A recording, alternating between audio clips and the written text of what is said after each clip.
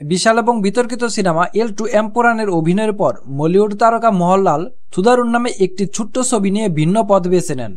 1 মাসেরও বেশি সময় ধরে প্রেক্ষাগৃহে থাকার পর সিনেমাটি ওটিটি প্লেসে প্রবেশ করেছে এবং এখন জিও হটস্টারে 5টি ভিন্ন ভাষায় স্ট্রিমিং হচ্ছে।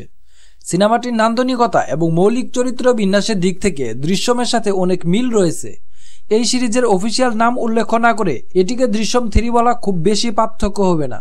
90 কোটি রুপি বাজেটের এই সিনেমাটি বর্তমানে ওয়ার্ল্ড ওয়াইড কালেকশন করেছে 234 কোটি রুপি। প্রথমে সিনেমাটির গল্পে চলে আসি। ব্যান্স নামে পরিচিত শানমুগাম একজন উচ্চ মধ্যবিত্ত ট্যাক্সি ড্রাইভার, যিনি তার কালো অ্যাম্বাসেডর গাড়িটিকে মূল্যবান মনে করেন। এটিকে প্রায় পরিবারের সদস্যের মতো ব্যবহার করেন।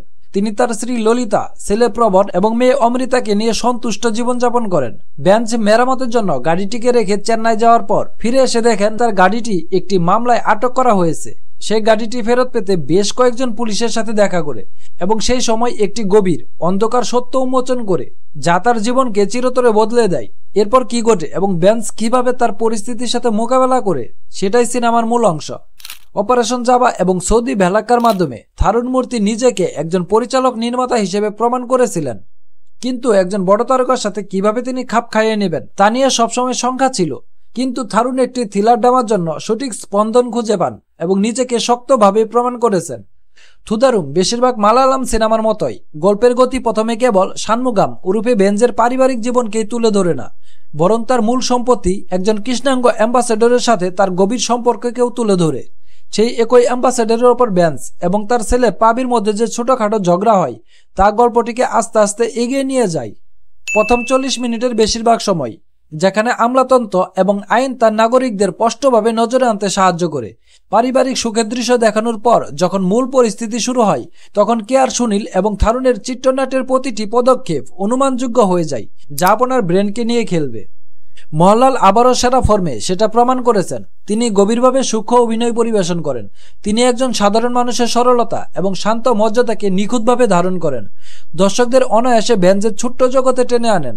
তার সংযত আবেগ এবং অভিব্যক্তিপূর্ণ অভিনয় আমাদের আবারও মনে করিয়ে দেয় যে কেন তিনি ভারতীয় সিনেমার সেরা অভিনেতাদের একজন, এবং এটি আবারও প্রমাণ করে যে তার মতো অভিনেতাদের জন্য ভালো লেখকের প্রয়োজন।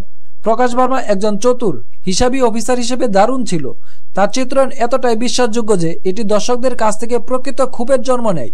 বিনু বাপ্পু, থমাস ম্যাথিউ এবং অন্যান্য সহায়ক অভিনেতারাও তাদের নিজ নিজ ভূমিকায় সুন্দরভাবে কাজ করেছেন। সিনেমাটির জন্য যতটুকু দর্শক আশা করা হয়েছিল তার চেয়ে বেশি দর্শক পেয়েছে, কিন্তু কিছু ক্ষেত্রে পিছিয়ে রয়েছে।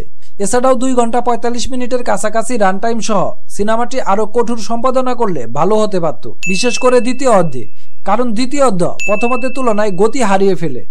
জ্যাক্স বেজয় তার সঙ্গীত ট্র্যাকগুলি উপস্থাপন করেছেন এবং চিত্রগ্রাহক সাজি কুমার আকর্ষণীয় দৃশ্য দিয়ে গল্পটি পরিপূর্ণ করেছেন। অন্যদিকে সিনেমাটিতে এআই ভিজুয়ালের ব্যবহার অপ্রয়োজনীয় মনে হয়েছে।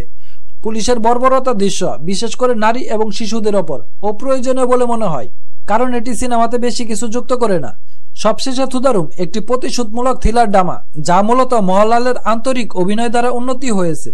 আবেগঘন দৃশ্য হোক বা মনোমুগ্ধকর আকর্ষণ মুহূর্ত, মোহনলাল স্বাভাবিক প্রতিভার সাথে অভিনয় করেছেন।